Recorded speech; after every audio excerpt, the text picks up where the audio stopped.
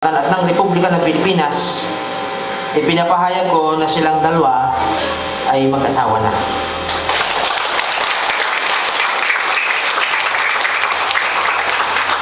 Ang pinagsama ng Diyos ay hindi pwedeng paghiwalayin ng sino man tao. Manalangin po tayo. Diyos na Jehova, ikaw na soberano ng buong universo.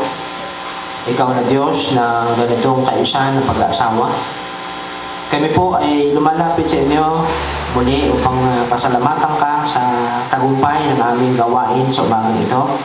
Ang unang bahagi, ang seremonya ng kasal. Nawa ang mga punto na aming napag-usapan kasama sa pag-uusap nito ang bagong mag-asawa na sina Bong at si Faith. Sana po ay napahalaga nila ang mga punto, mga payo mula sa kasulatan na inyong ibinigay upang maging gabay nila sa kanilang pagtahak sa buhay may asawa. Umaasa kami ng inyong tulong sa bagong mag-asawang ito at kami ay patuloy na umaasa